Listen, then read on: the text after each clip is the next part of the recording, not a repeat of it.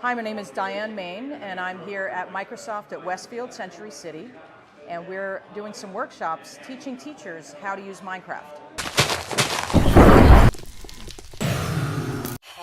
Using video games in education isn't new, but the problem in the past with using video games in education is that it was just a digital worksheet and it took the place of something not creative and not engaging that we were doing before.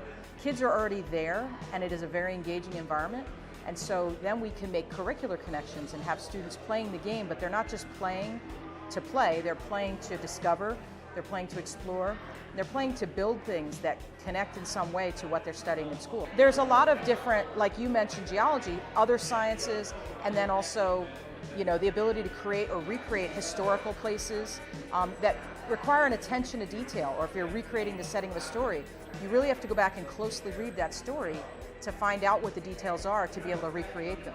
So it brings a new dimension to any kind of learning, and it's not restricted to one or a few subject areas. And of course with math, there's all kinds of creating things and then finding out the area, the surface area, the volume, the perimeter. When you're immersed in a world and it's around you, you're part of the three dimensions, and you can move around the thing and look at it from all different sides, and you get a view of something that's really hard to picture in two dimensions.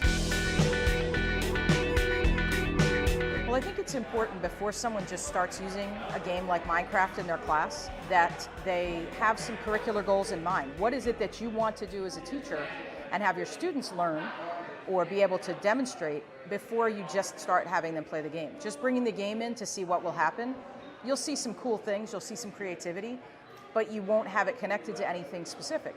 But if you bring the game in and say, these are our curricular goals, these are the things we want to be able to do with the game, then it'll open doorways that you wouldn't have seen before. Students who aren't as engaged in school will be very engaged when there's a game going on.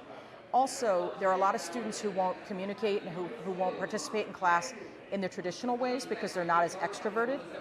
But this is a game where kids can get in there and play, and they can be sort of on their own but still creating and expressing themselves. And they can also play, there's versions of the game where they can play together and in multiplayer, and then they can collaborate in the game.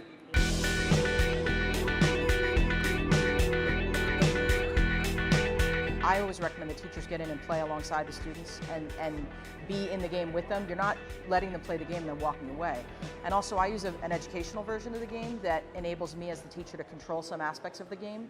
And I use my own server, so we're all together in a server that I control, and no one outside of the class can get into that server. So that enables me to kind of set up the place where we're going to work, and then the students and I can be in there, and we're not worrying that they're interacting with strangers or that strangers are coming in to our space that we're learning in. And I tell the students it's an extension, it's just a digital extension of our classroom.